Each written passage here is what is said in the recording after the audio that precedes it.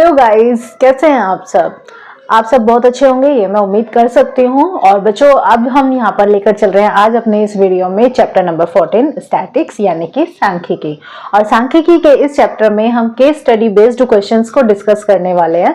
तो चलिए स्टार्ट करते हैं अपना कॉन्सेप्ट। तो केस स्टडी बेस्ड क्वेश्चन में ये जो हमारा वीडियो है आज का, ये पार्ट 1 है, ठीक है। और पार्ट 1 में हमारे पास जो क्वेश्चन नंबर फर्स्ट है, दैट इज द कोविड-19 pandemic also known as corona virus pandemic is an ongoing pandemic of coronavirus disease caused by the transmission of source acute respiratory syndromes coronavirus 2, that is SARS-CoV-2, among humans. The following table shows the age distribution of case admitted during a day in 2 different hospitals. यहाँ पे आप जानते हैं कि corona pandemic हुई थी, ठीक है। और वो जो कोरोना पैंडेमिक हुई थी, यहाँ पे आप ये भी जानते हैं कि वो किस वायरस की वजह से हुई थी। अब यहाँ पे क्या है कि हमने 2 डिफरेंट हॉस्पिटल्स का हमने डेटा लिया है। तो ये जो पूरा कॉन्सेप्ट है, यहाँ पे सिर्फ कोरोना पैंडेमिक के बारे में बताया हुआ है। That is not interesting for us, हमें इस मामले में कोई ध्यान नहीं देना है। हमारा पॉइंट ध्यान देने वाला है तो वो कहाँ से स्टार्ट होता है, जब ये बात करते हैं इस टेबल की। The following table, यहाँ से हमें ध्यान देना है, shows the age distribution of case admitted during a day in 2 different hospitals। यानी कि इस यहाँ पे जो 2 टेबल्स है, टेबल 1 एंड टेबल 2, ये जो दोनों टेबल है यहाँ पे 2 अलग अलग हॉस्पिटल्स का डेटा रिप्रेजेंट कर रही है। और वो भी किसका? एक दिन का, है ना, ड्यूरिंग अ डे, एक दिन का। और वो भी कैसा है? टेबल 1 ये रिप्रेजेंट करती है कि एज इन ईयर्स, मतलब ये आपके पास कोई हॉस्पिटल है, हम सपोज करते हैं this is the hospital number first, और इस हॉस्पिटल में ये आपके पास लोगों की एज गिवन है और इन एज के इतने केस यहाँ पे आए हैं। इसका मतलब ये हुआ, जैसे कि मैं देख रही हूँ 5 to 15, इसका मतलब ऐसे बच्चे या फिर ऐसे कैंडिडेट जिनकी एज 5 साल से 15 साल के बीच में है, वो लोग उनके कितने केसेस आए हैं? 6 आए हैं। ऐसे ही 15 से 25 जिनकी एज है, उनके कितने केसेस आए हैं यहाँ पे इनके पास? 11। ऐसे ही अगर हम हॉस्पिटल नंबर 2 सेकेंड हॉस्पिटल की बात करते हैं, तो सेकेंड हॉस्पिटल में ये इनके यहाँ पे नंबर ऑफ केसेस है। तो क्लियर हुआ पॉइंट? ये 2 अलग अलग टेबल है। अब इसमें हमारे पास क्वेश्चन क्या है? Refer to table 1। यहाँ पे आपको मेंशन क्या हुआ है कि आपको पहले किस टेबल को देखना है, यानी कि कौन सा क्वेश्चन किस टेबल के रिगार्डिंग पूछा जा रहा है। तो टेबल 1 क्या कहती है? The average age for which maximum case occurred is, कि आपको वो एवरेज एज बतानी है, वो माध्य आयु बतानी है जिसके लिए मैक्सिमम केस जो है जिसके आए हैं, यानी कि जिसके सबसे ज्यादा केस आए हैं। तो कई बार बच्चे ना कंफ्यूज हो जाते हैं इस तरह की लैंग्वेज में। वो कैसे कि यहाँ पे एक वर्ड बोल दिया है एवरेज, बच्चों का ध्यान जाता है कि एवरेज यहाँ पे लिख दिया है तो हमें मीन कैलकुलेट करना है, और वो क्वेश्चन को पूरा अच्छे से पढ़े बिना, मतलब अच्छे से एनालाइज नहीं करते हैं और वो मीन निकालना स्टार्ट कर देते हैं। तो बच्चों एक बार क्वेश्चन को पढ़ो और समझो वो क्या कह रहा है। ये कह रहा है एवरेज एज, यानी कि माध्य आयु तो ज्ञात करनी है, लेकिन कौन सी वाली, मतलब मीन जो आप निकालेंगे, औसत निकालेंगे, वो कौन से वाला? For which maximum case occurred, यानी कि वो वाला जब आपके पास मैक्सिमम केस आए हो। मैक्सिमम का मतलब हो गया सबसे ज्यादा, यानी कि जब आपके पास सबसे ज्यादा केस आए हो तो वो जितने भी आए हैं उनकी आपको एवरेज निकालनी है। समझ में आई बात? तो सबसे ज्यादा मैक्सिमम किस केस में होता है? जब भी आप मैक्सिमम की बात करते हो तो स्टैटिक्स में आप बात करते हो किसकी? बहुलक की बात करते हो, यानी कि मोड की बात करते हो। तो टेबल 1 में अगर हम देखेंगे तो जो बहुलक है, सबसे ज्यादा एज यहाँ पे आपको दिख रही है, ये सबसे ज्यादा केसेस हमारे पास 23 आए हैं। और ये किस एज के लोगों के बीच में आए? 35 से लेकर 45 की एज वालों के बीच में आए, यानी कि 35 से 45 की एज वालों के। अब इतनी एज जो है, यानी कि 35 से लेकर 45 जितने भी हैं वो सारे इसमें आ गए। 36 वाला भी आ गया, 37 वाला भी आ गया, 38 वाला भी, 39 वाला भी। अब उसमें हमें देखना है कि एवरेज किसके ज्यादा है, मतलब एवरेज देखना है कि इनमें से अब एवरेज कौन है। तो उसके लिए हमें यहाँ पे क्या निकालना पड़ेगा? हमें इसका बहुलक निकालना होगा, यानी कि मोड निकालना होगा। और बहुलक का फॉर्मूला हमारे पास होता है L plus F1 minus F0 upon 2f1 minus f0 minus f2 into h। अब हमारे पास ये फॉर्मूला है, हमें इस फॉर्मूले को लेकर चलना है। अब जैसे कि हमने देखा कि यहाँ पर हमारे पास मैक्सिमम एज 23 है और मैक्सिमम एज 23 है, तो ये जो है हमारे पास ये क्या हो गया है, हमारे पास हमारा मोड ग्रुप हो गया, यानी कि बहुलक का वर्ग हो गया है। तो बहुलक वर्ग हमारा पास हो गया है 35 से 45, ये हमारे पास एक वर्ग मिल गया है। तो ये L होगा, यानी कि इसकी लोअर लिमिट होगी, निम्न सीमा होगी 35। फिर उसके बाद F1 हमारे पास जो भी हमारे पास हमारा बहुलक वर्ग आता है, यानी कि जो मोड ग्रुप आता है उसकी फ्रीक्वेंसी होती है, यानी कि उसकी बारंबारता। तो इसकी बारंबारता ये होगी और ये हमारे पास क्या होगी यहाँ पे F1। तो F1 is equal to 23, F0 उससे पहले वाले ग्रुप की फ्रीक्वेंसी ये है 21, F1 से बाद वाला जो कि हमारे पास कितना है 14, और फिर H हमारे पास होता है क्या, क्लास इंटरवल, यानी कि वर्ग अंतराल। और इसके लिए हम क्या करते हैं बच्चों, अपर लिमिट में से लोअर लिमिट को माइनस कर देते हैं। दैट मीन्स 45 में से 35 को माइनस करेंगे और ये हमारे पास क्या आएगी, 10 आएगी।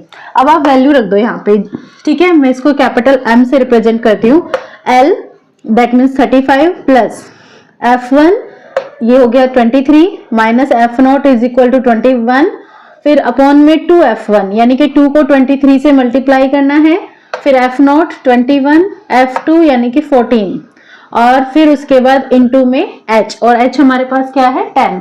आप इसको सॉल्व कर लीजिए, ठीक है।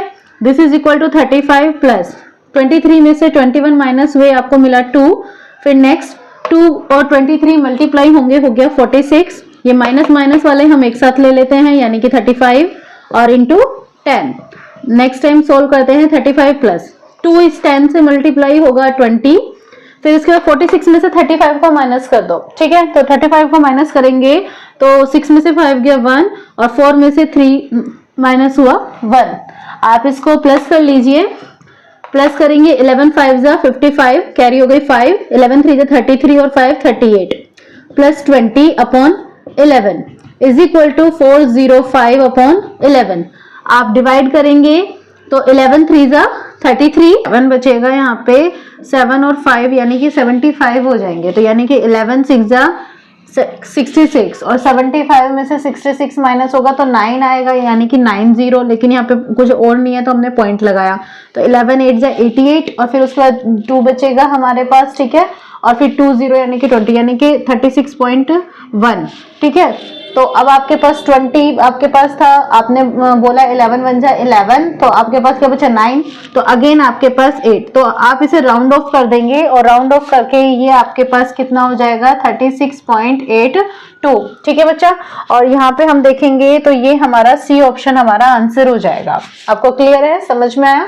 अब देखो इसका second question, the upper limit of model class is, जो भी आपके पास यहाँ पे मॉडल क्लास है यानी कि जो बहुलक वर्ग है उसकी अपर लिमिट आपको बतानी है। तो अभी अभी हमने देखा था कि हमारे पास मॉडल क्लास यहाँ पे क्या आई थी 35 से लेके 45, यही हमारा बहुलक ग्रुप है और ये हमारा बहुलक ग्रुप यानी कि ये वर्ग है, तो इसकी अपर लिमिट हमारे पास कितनी है 45 है, ठीक है।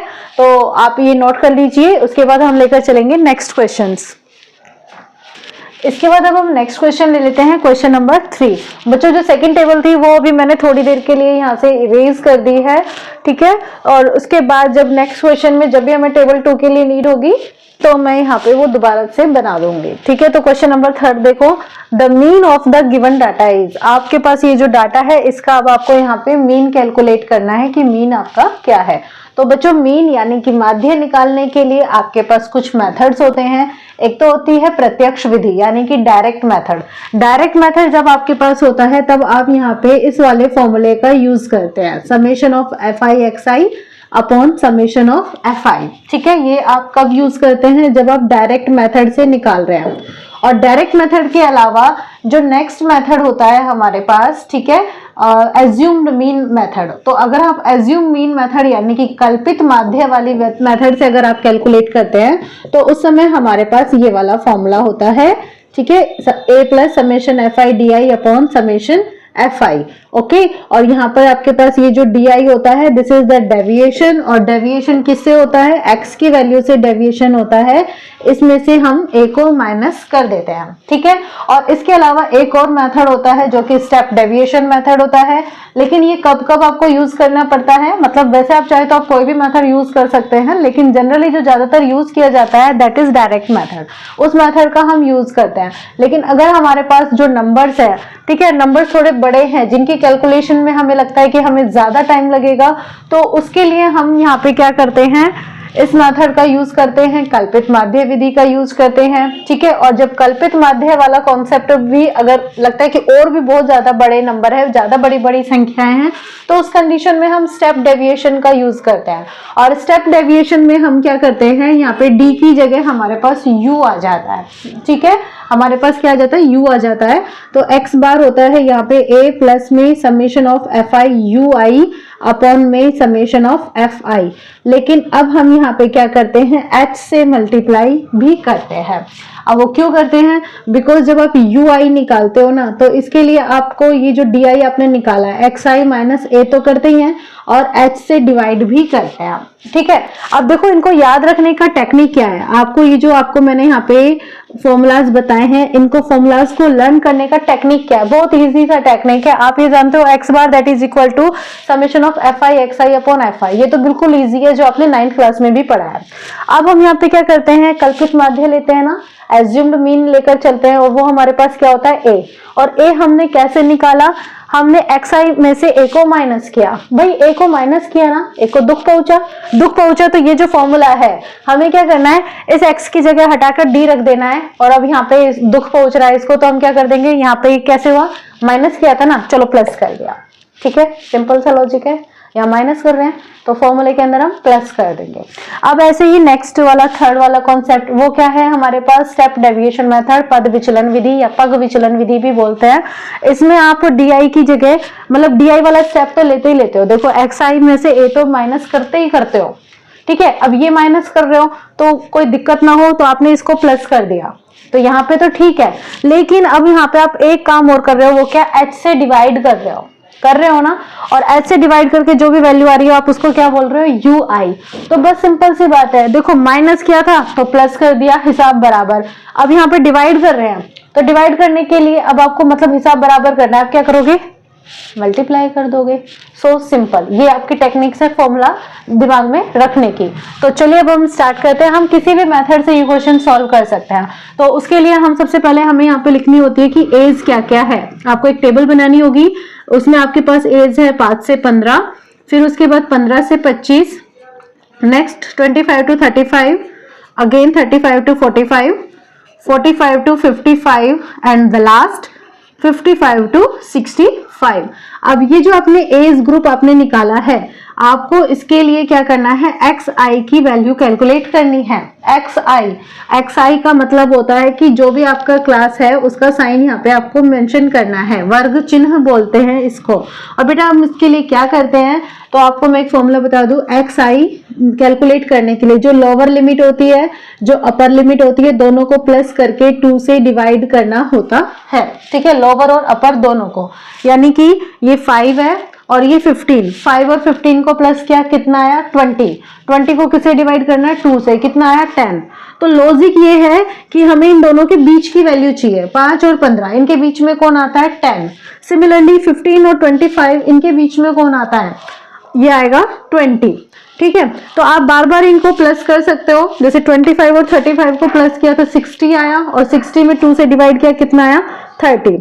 आप ऐसे भी करके चल सकते हो, या एक और टेक्निक होती है कि आपने देखो यहाँ पे ये 30 निकाल लिया, आपने जैसे यहाँ पे फर्स्ट टाइम निकाल लिया ऐसे ही प्लस करके, अब हर बार जो एच आया है ना आपके पास, यानी कि जो आपका क्लास इंटरवल है, वर्ग अंतराल है, मतलब ये जो दो ग्रुप है, अगर आप इसकी अपर लिमिट में से लोअर लिमिट को माइनस करते हो तो आपके पास एच आता है।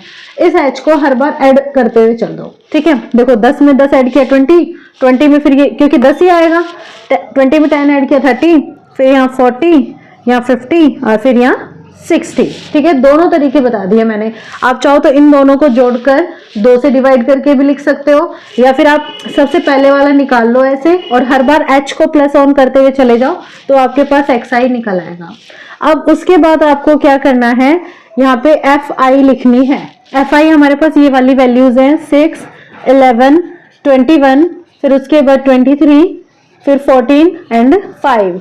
और अब आप अगर डायरेक्ट मेथड से करते हो, ठीक है, प्रत्यक्ष विधि से करते हो, तो आपको क्या करना है, F I X I calculate करना है। हम यहाँ पे कल्पित माध्य विधि से भी कर सकते हैं, ठीक है, पर मेरा यहाँ पे जो कॉन्सेप्ट है वो आपको ये बताना है कि मैं एक एक करके सारे जो मेथड है वो मैं आपको बता दूं, ठीक है। मैं ये वाला क्वेश्चन डायरेक्ट मेथड से बता रही हूँ, उसके बाद फिर जब नेक्स्ट क्वेश्चन कोई और मिलेगा हमें मीन के लिए, तो मैं आपको कल्पित माध्य से बता दूंगी, और फिर उसके बाद हम पद विचलन यानी कि स्टेप डेविएशन, मतलब तीनों मेथड्स में आपके लेके चलूंगी। अगर आपको ये चैप्टर नहीं आता है तो भी आप ये जो केस स्टडी वाली वीडियो देखोगे आपको ये कॉन्सेप्ट क्लियर हो जाने वाला है, ठीक है।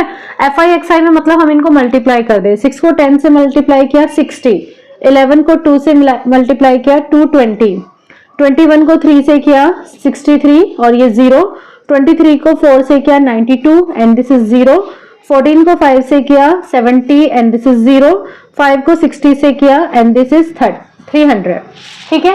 अब हम डायरेक्ट मेथड को देखते हैं, तो हमारे पास फॉर्मूला है summation of F I X I upon summation of F आई, यानी कि ये जो आपने एफ आई एक्स आई निकाला है इसका समेशन, समेशन का मतलब होता है इसका योग करना, ठीक है, प्लस करना। आप सारी वैल्यूज को प्लस कर दीजिए, लास्ट में सबके 0 है, सो 0, यहाँ 6 और 2 8, 8 एंड 3 11, 11 एंड 2 13, 13 का 3 कैरी हो गई है 1, 1 and 2 3, 3 and 6 9, 9 and 9 18, 18 and 7 25, 25 and 3 हमारे पास कितना हो गया है 28। This is F I X I 2830 upon summation of F I. F I में आप ये वाली वैल्यूज को प्लस करेंगे, ठीक है। तो summation of F I this is equal to 6 and 11 17, 17 को 21 से ऐड किया तो आपको मिलता है 38, 38 को आपने यहाँ पे ऐड किया 23 से, तो 38 और 23 हमारे पास कितना हो जाएगा, दिस विल बी 61, और 61 को अब हम यहाँ पे 19 से ऐड कर रहे हैं तो ये हमारे पास आएगा 80, ठीक है। आप जैसे मैंने किया ऐसे भी कर सकते हो, या फिर आप सिंपल लास्ट जैसे हम जनरली करते ही हैं, 6 और 1 7 और 1 8, 8 और 3 11, 11 एंड 4 15 एंड 5 20, 20 का 0 कैरी हो गई है 2, 2 और 1 3 और 2 5, 5 एंड 2 7, 7 एंड 1 8, ठीक है, सेम आना है, कोई दिक्कत नहीं है।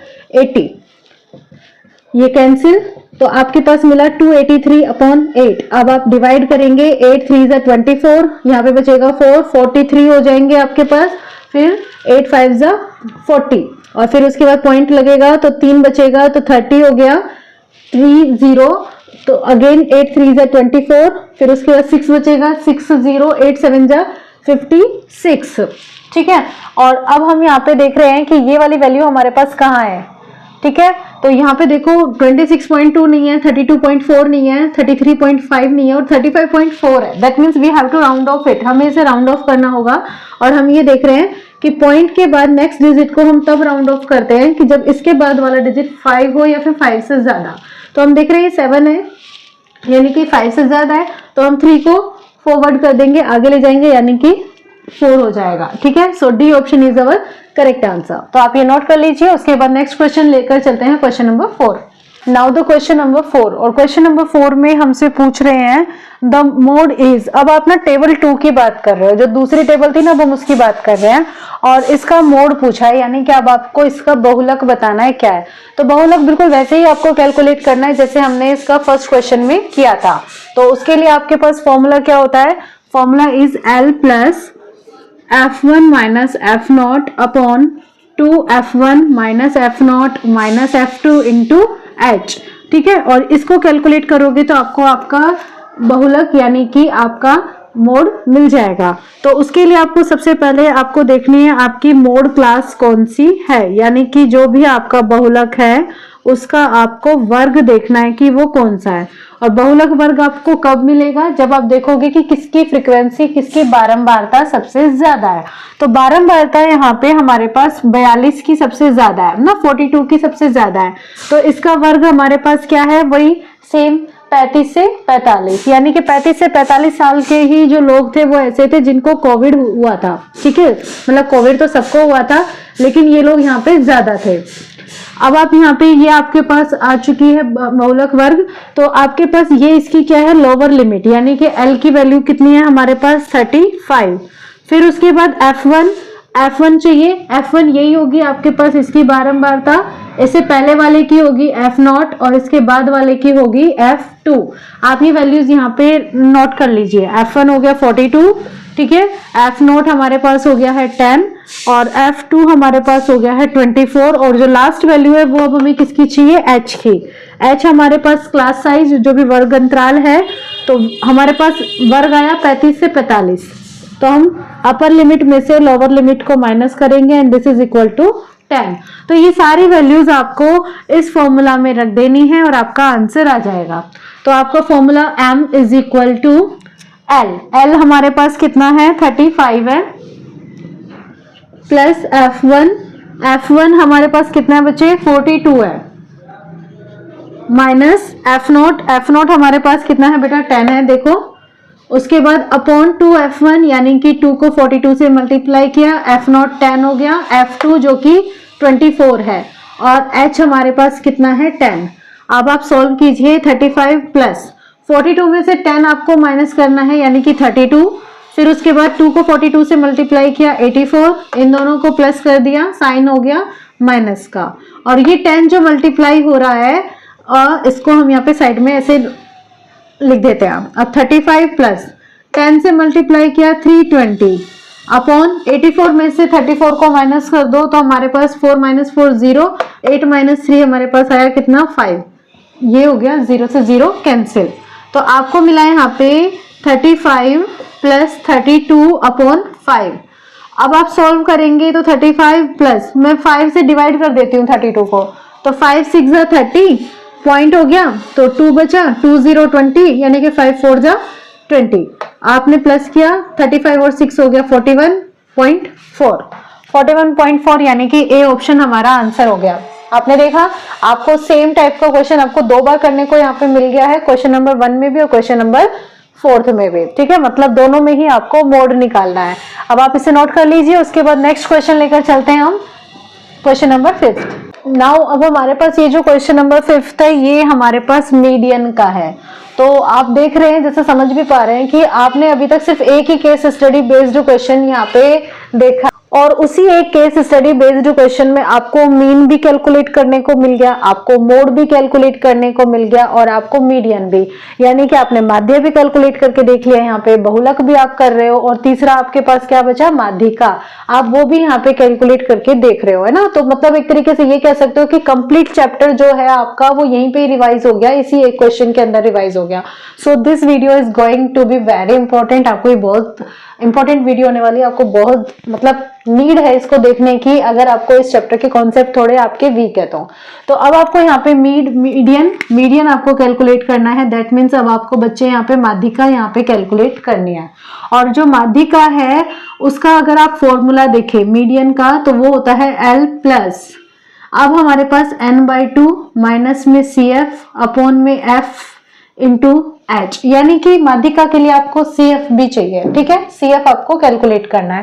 तो कुछ ज्यादा नहीं दिक्कत है, आपको ये जो टेबल है आपको बिल्कुल एज इट इज वर्टिकली आपको यहाँ पे बना लेनी है, ठीक है। जैसे कि मैं यहाँ पे बना लूं एजेस के लिए, यहाँ पे एज का क्या है 5 to 15 है, फिर 15 to 25 है, 25 से लेकर 35 है, 35 से लेकर 45 है और 45 से लेकर 55, अगेन 55 to 65, और फिर उसके बाद आप जरूरी नहीं है कि आप मतलब जैसे ये MCQ वाला क्वेश्चन है तो आपको जरूरी नहीं है कि आप इस पूरी टेबल को ऐसे बनाएं।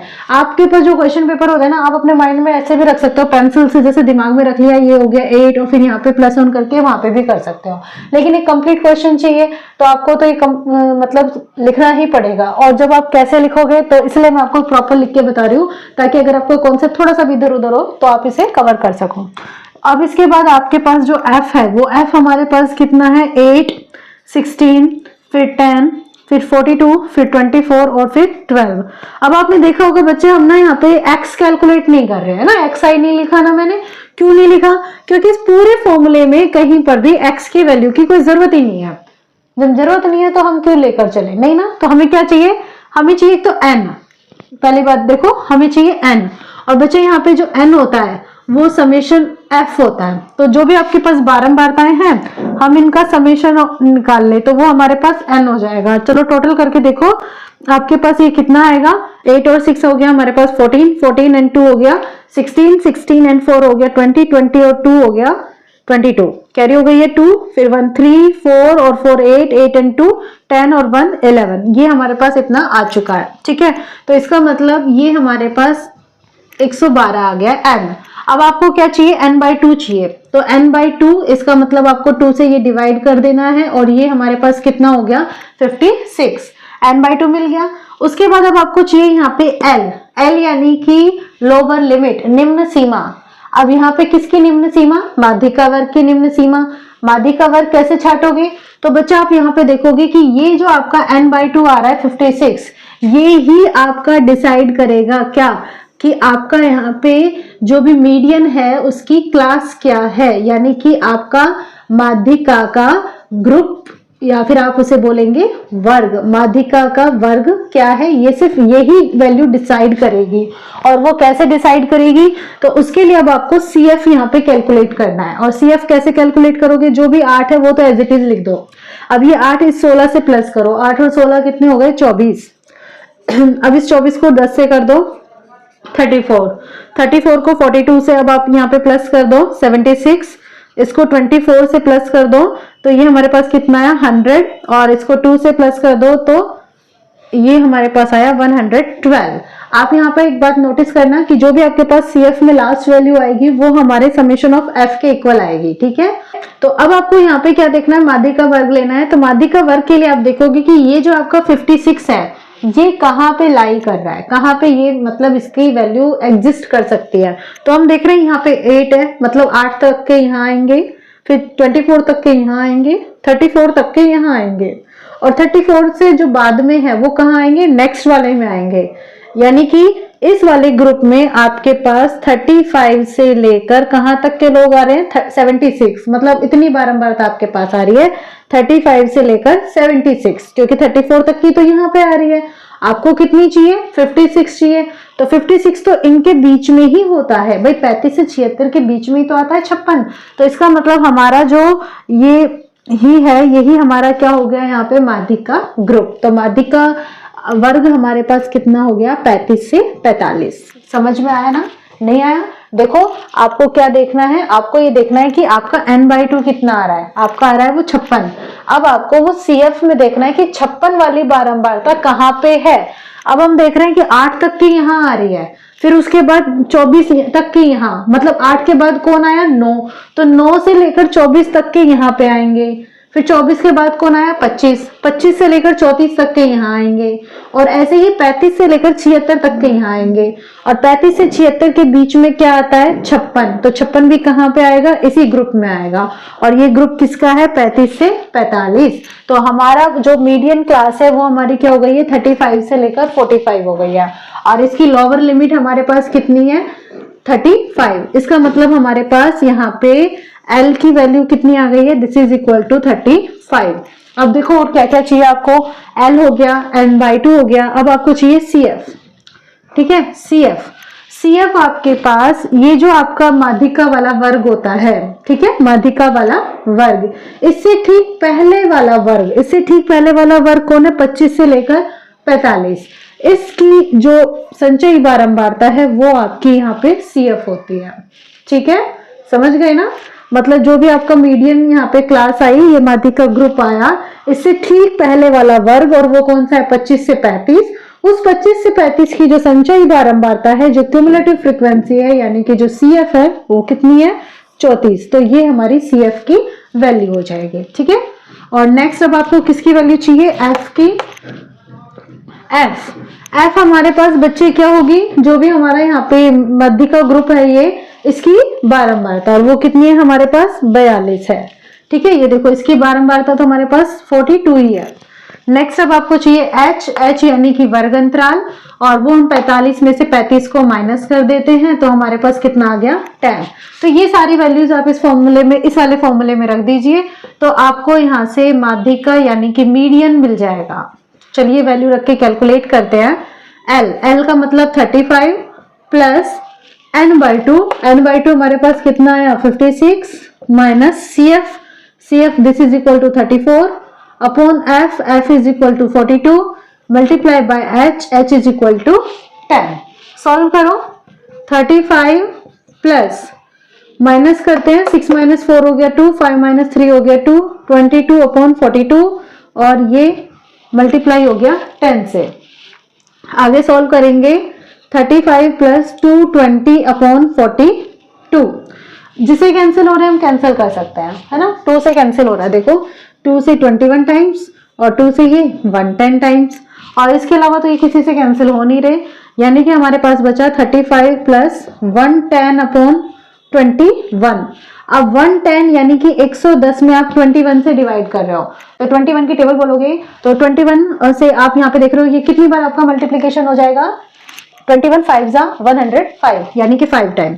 फिर यहाँ पे बचेगा 5 में डिवीजन नहीं जाता तो पॉइंट, फिर आपने 0 लगा दिया तो हो गया 50। तो 21 से अब आप 52 में डिवाइड करेंगे तो 21 2 जा 42, फिर उसके बाद बचेगा कितना 8, ओके 80 और 80 का बचेगा तो 21 से डिवाइड करेंगे तो 21 3 जा 63, दैट मीन्स 35 एंड 5 हो गया हमारे पास 45।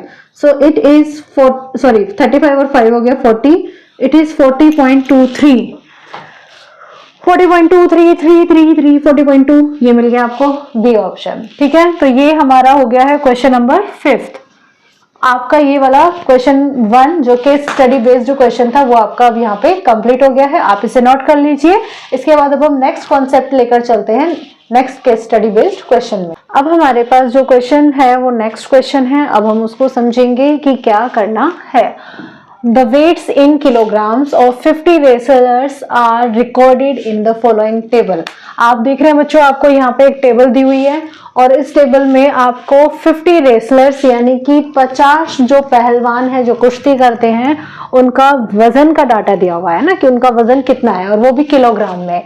तो जैसे देख रहे हो कि 100 से 110 यानी कि ऐसे पहलवान जिनका वेट 100 किलो से 110 किलो के बीच में है वो कितने हैं, वो 4 है। सिमिलरली 110 से लेकर 120 किलोग्राम तक के वेट वाले जो यहाँ पे है रेसलर्स वो कितने हैं 14, 120 से 130 वेट वाले कितने हैं 21, ऐसे ही 8 और ये 3। तो हमें इस टेबल पर बेस्ड जो कुछ क्वेश्चन है जिनको हमें यहाँ पे समझना है। तो हम देखते हैं question number 1, what is the upper limit of model class. ये पूछ रहे हैं कि जो मॉडल क्लास है उसका अपर लिमिट क्या है। तो उसके लिए आपको क्या चाहिएगा, आपको चाहिएगी यहाँ पे इस क्वेश्चन में मॉडल क्लास। और मॉडल क्लास का मतलब क्या हो गया, यानी कि आपको यहाँ पर बच्चों बताना है कि जो बहुलक वर्ग है उसकी अपर लिमिट यानी कि ऊपरी सीमा क्या है ना, अपर लिमिट। और बहुलक वर्ग आपको कैसे पता चलेगा, जब आप देखोगे कि जो फ्रीक्वेंसी है यानी कि जो बारंबारता है वो कैसी होनी चाहिए, मैक्सिमम। मैक्सिमम का मतलब हो जाता है अधिकतम, सबसे ज्यादा। तो आप देखो बच्चे यहाँ पर सबसे ज्यादा बारंबारता किसकी है, हम देख रहे हैं कि यहाँ पे ये जो वैल्यूज होती है ना नंबर ऑफ रेसलर्स, ये हमारे पास क्या होती है एफ होती है, यानी कि बारंबारता फ्रीक्वेंसीज होती है। तो हम देखते हैं 4 14 21 8 3, सबसे ज्यादा वैल्यू हमारे पास किसकी है 21 की। ठीक है, अब 21 की है तो 21 का जो ग्रुप है वो क्या है यहाँ पे 120 से 30। तो 120 से 130 ये हमारी क्या हो गई है यहाँ पे मॉडल क्लास हो गई है। और इस मॉडल क्लास की भी इन्होंने क्या पूछी है अपर लिमिट, ये वाली हमारी होती है लोअर निम्न सीमा, ये होती है हमारी अपर ऊपरी सीमा। तो हमें आंसर कितना मिला 130, B option is our correct answer. समझ में आ गया ना। चलिए देखिए next question, what is the mode class frequency. अरे वाह बहुत इजी, इन्होंने पूछा है कि जो मोड क्लास है, मोड क्लास का मतलब क्या हुआ, जो अभी भी मैंने आपको बताया बहुलक वर्ग, उसकी क्या पूछी है इन्होंने फ्रीक्वेंसी, यानी कि उसकी बारंबारता कितनी है। अभी तो देखा हमने कितनी है 21, सबसे मैक्सिमम है ना, तो ये इसका आंसर कितना हो गया 21, that means A option is our correct answer. Next question देख लेते हैं, question number 3, how many wrestlers weights have more than 120 kilogram weight, यानी कि कितने ऐसे कुश्ती के पहलवान हैं, कितने रेसलर्स हैं जिनका वजन कितना है 120 किलो से ज्यादा है ना, 120 केजी से ज्यादा। तो चलिए अब हम कैलकुलेट करते हैं, मतलब कैलकुलेट क्या करना है बहुत इजी है। देखो 120 120 तक के लोग यहाँ पर है ना, जिनका वेट 110 से 120 के बीच में है। बट हमसे क्या पूछा है इन्होंने, मोर देन का मतलब 120 से ज्यादा। तो 120 से ज्यादा में ये सारे आ गए है ना, क्योंकि ये 120 से 130, ये 130 से 140 और ये 140 से 150, मतलब ये तीनों कैटेगरी यहाँ पर आ गई है। इनके कितने हैं रेसलर, इसमें 21, इसमें कितने हैं 8 और इसमें कितने हैं 3। हमने इनको ऐड किया, 21 और 8 हो गया 29, 29 और 3 हमारे पास हो गए हैं 32। So 32, that means option A is our correct answer. Clear. Next question देखो, question number 4, what is class mark. अब आपको बताना है क्लास मार्क, और क्लास मार्क का मतलब हो गया आपको XI की कैलकुलेशन करनी है, ठीक है। और अभी जो क्वेश्चन नंबर 1 लेकर चल रहे थे, मैंने उसमें बताया था कि XI के लिए आप लोअर लिमिट और अपर लिमिट को प्लस करके 2 से डिवाइड करते हो, यानी कि लोअर और अपर उन दोनों के बीच की वैल्यू आपको चाहिए। तो यहाँ पे हमें क्लास बोली है 130 से लेकर 140, तो 130 की लोअर लिमिट, 130 से 140 लोअर लिमिट क्या हो गई 130 और अपर लिमिट 140, दोनों को प्लस कर दो, दैट मीन्स 130 प्लस 140 को प्लस करो, ठीक है, कितना आएगा 270, और 270 में 2 से डिवाइड कर दो, 2 1 जा 2, 2 3 जा 6, 2 5 जा 10, 135, यानी कि सी ऑप्शन हमारा करेक्ट आंसर, ठीक है। नेक्स्ट क्वेश्चन देखिए, क्वेश्चन नंबर 5। क्वेश्चन नंबर 5 क्या कहता है, which method is more suitable, कौन सा मेथड ज्यादा बेहतर है टू फाइंड आउट मीन की कैलकुलेशन में अबाउट डाटा, इस डाटा के लिए।